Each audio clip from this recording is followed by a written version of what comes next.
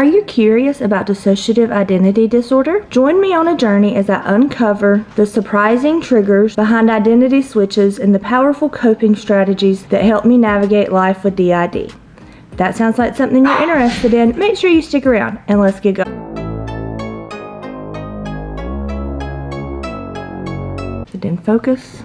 I think it's in focus now. Alright, for this video, I was going to do my makeup. See, I pulled everything out, but I don't know if I'm going to be able to because I got a little one that wants to be held. But that's okay. If I don't get to do my makeup this video, I'll do it another one. For this video, we'll be exploring common triggers that lead to switching between identities and shared effective coping strategies. I've scripted my video, which I've never done before, so this might be weird. If you're new here, my name is Sheena, and makeup is like therapy for me. And if you're returning, thank you for coming back. I'm so blessed to have you here. Today, I'm going to get more personal than just the makeup and talk about my life with DID. Well, I already told you. I may not get to do the makeup because I got the pup and another one barking at me, but we're gonna talk about DID. This one is mine. Ignore her, she needs her hair fixed. So, for those of you that aren't familiar with DID, switching is when things change between different alters and different parts.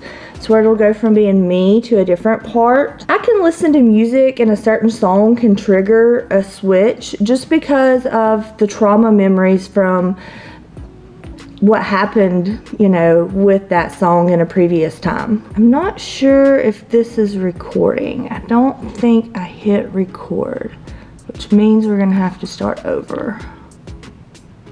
No, it is recording. Okay, good. Like, I can smell certain colognes and it'll trigger an alter just because that was the cologne one of my abusers wore.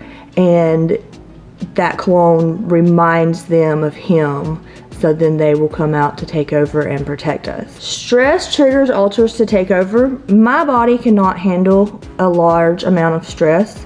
When I have a large amount of stress going on, my body shuts down mentally and one of my parts takes over and handles everything else. So stress is definitely a big trigger for me. So flashbacks will also cause my parts to take over. Sometimes the parts don't want me to remember certain things.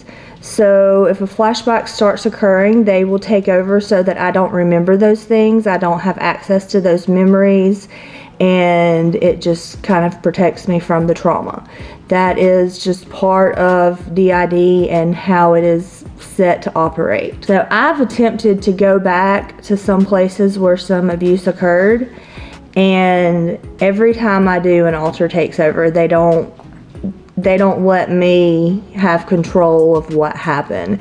They always have to take over and be in control of what happens, and that's just their job, to protect me. So now we're going to talk about coping strategies, and this can be some that help me and just some in general.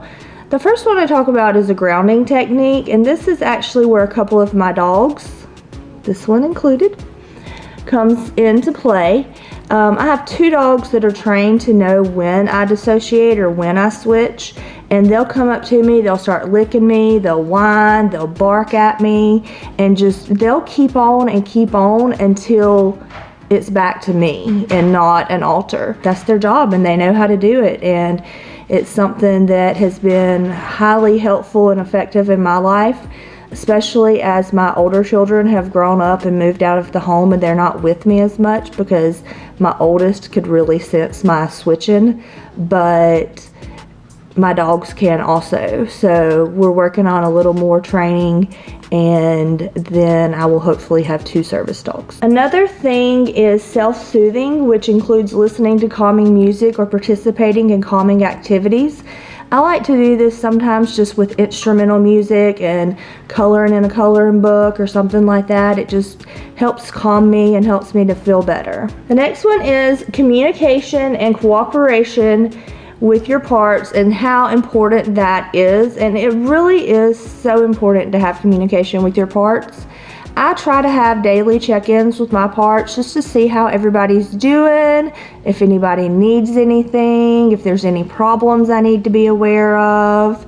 And this is something that just really helps me. Then we also have conferences whenever anything happens, whenever we have like any kind of flashback or anything like that. We'll have conferences where we'll just check in, we'll talk, see what is bothering anybody. It's a little more of a, I don't want to say formal because it's not formal. We relax on beanbag chairs in the library, but it's helpful. Okay, the last one I want to talk about is creating a calm, safe space. And this is one of the most helpful ways to cope with switching, flashbacks, and stress. My calm, safe place is actually somewhere I can walk to. When my therapist and I created my calm, safe space, I wanted it to be somewhere that I could physically go to also.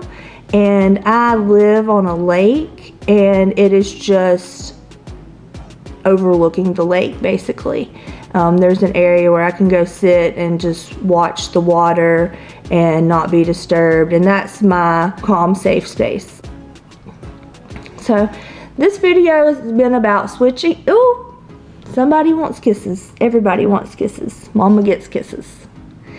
I hope you have enjoyed this video about switching and triggers, coping strategies, and for DID was helpful for you today. I'm not going to script again because I don't really like it. But if you have any questions about something that I've talked about or about DID, leave them in the comments below and I'll be sure to answer them in another video.